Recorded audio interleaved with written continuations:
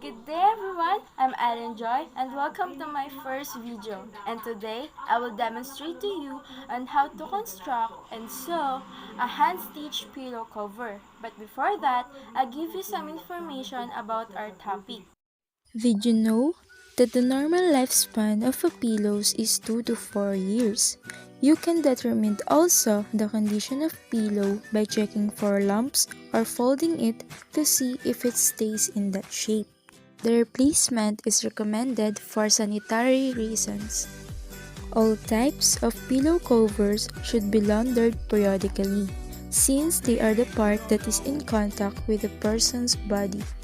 We all know that pillows accumulate dust and microbes among the fill, even when washable pillows are washed. Manufacturers recommend tumble drying for 15 minutes every week to freshen them up and for the heat to kill dust mites. Charities in most countries will not accept used pillows due to hygiene regulations, while some animal shelters accept forms of bedding. Most are reject donation of used pillows due to the mess they can cause. Pillows are important because they keep the head aligned with the neck and backbone during sleep. If a person's spine or neck is not in a neutral position, they may wake up during the night causing sleep loss. According to the National Sleep Foundation, the goal should be to keep the head in a neutral position. So, those are the information I would like to share with you. Now, let's start. Come and learn with me. First, let us prepare all the materials that we needed like checkered fabric, white fabric serves as ruffles, white and black thread, scissor, ruler,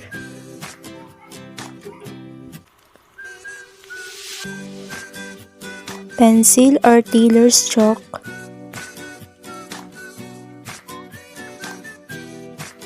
tape measure,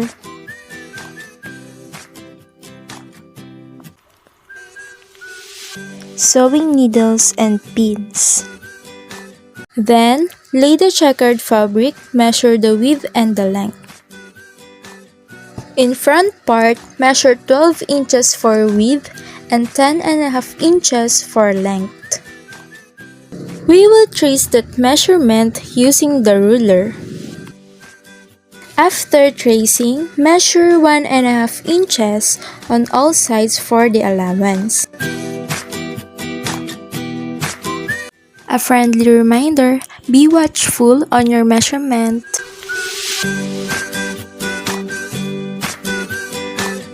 And now, let us trace again the allowance from both sides of width and length. Using our shears or scissor, gently cut the fabric. A friendly reminder again, be careful when using your scissor or shears because it has a sharp end and sharp blade. On the back part, measure again 12 inches for width and 10 inches for the length. Note, not shown but on another part of checkered fabric, measure 12 inches for width and 4 inches for length. That would be our top cover of back part. Same as front part, measure 1.5 inches for allowance, trace and cut. For ruffles, fold the white fabric in bias and pin the bottom. Make sure that it will flatten. Be careful in handling the pin. After pinning, measure and mark 2 inches from bottom upward. Do it from left and to right. Trace the mark measurement using your pencil and ruler or tailor's chalk and ruler, and then cut using your shears or scissors. Note, cut also the fold part or bottom part to make 2 bias strips. Same process if your bias strips are insufficient. Pick a right sewing needle and be careful in handling it. Just insert the tip of white thread in the small hole of sewing needle to make a long thread. Cut the desired length and knot the two tip of thread.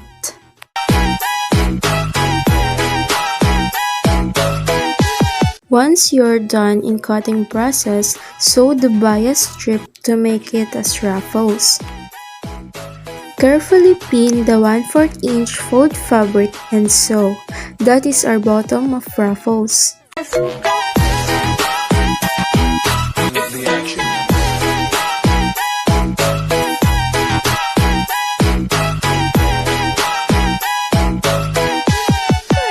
Since we are hand stitching, I use running stitch because running stitch is the most basic hand stitch. It is made with small, straight, and even stitches.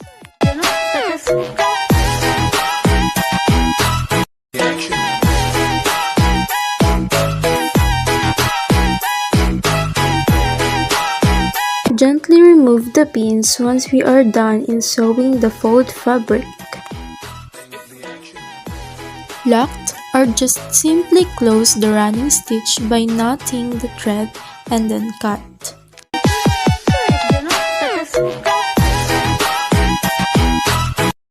Now, let us gather the fabric to make ruffles. All we have to do is pulling the pieces of fabric together into small folds. Do it thoroughly until you see if it is enough for the size of your pillow cover. When we finalize the ruffles, let us pin that on each side of front part, making sure it was the right size.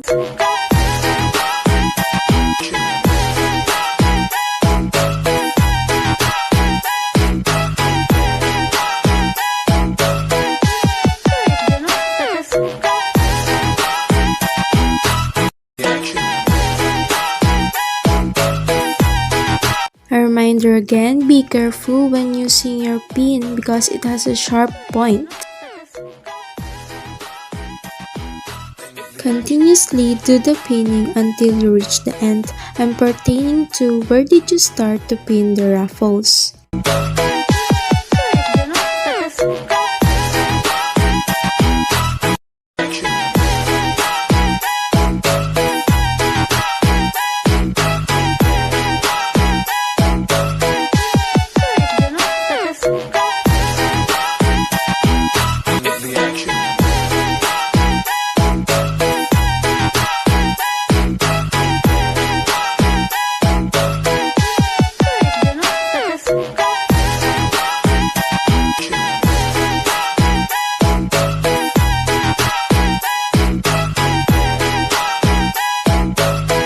After that, start the running stitches again.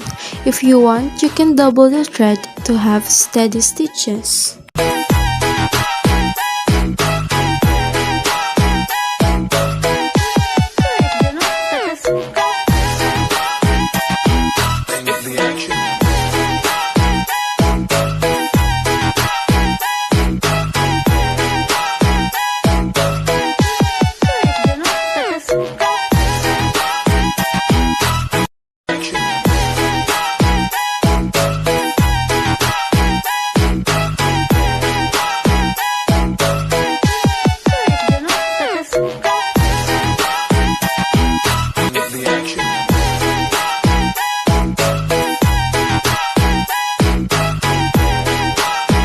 Keep going guys, I know it's difficult but at the end it's valuable.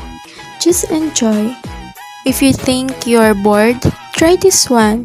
It makes sense, you know.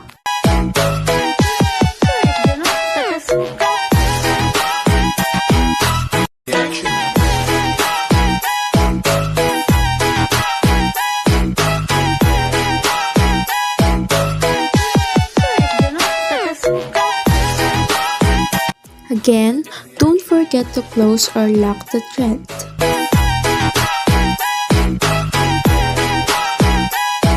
So, this is the right side of our front part.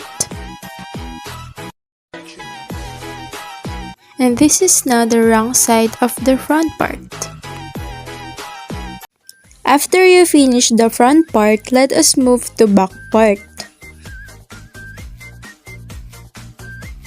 Double fold the fabric and then pin the top area of a bottom cover.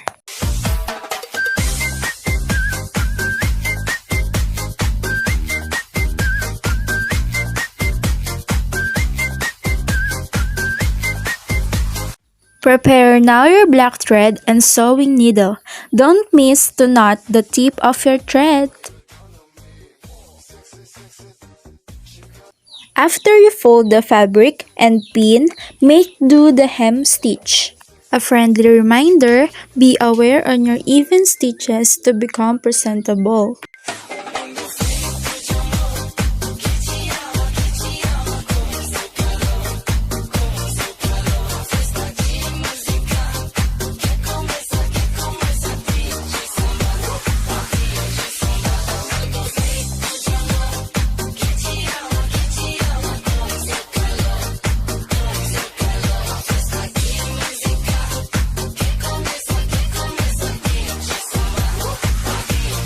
Watch out on how I lay the fabric. That is your basis on your back part and then pin again.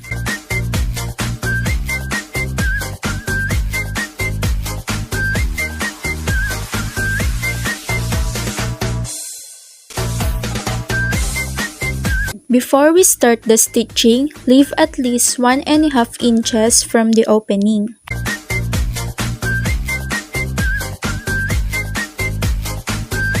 Now, let us join together this one using a running stitch.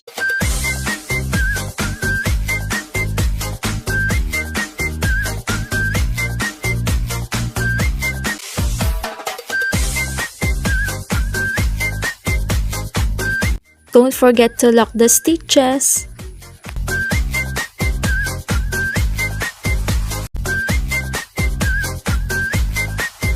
Same process on our top cover. And don't forget to insert the top cover on bottom cover, then sew.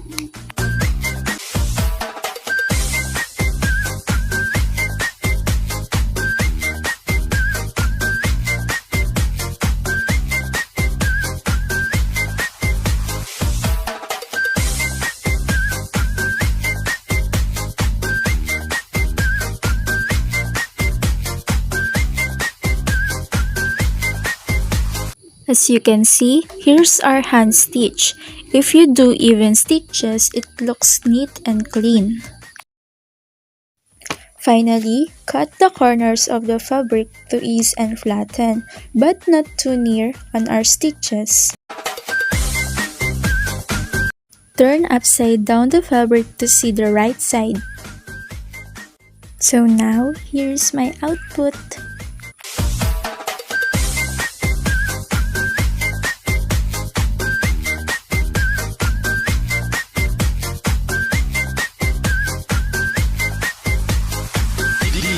DJSR.com.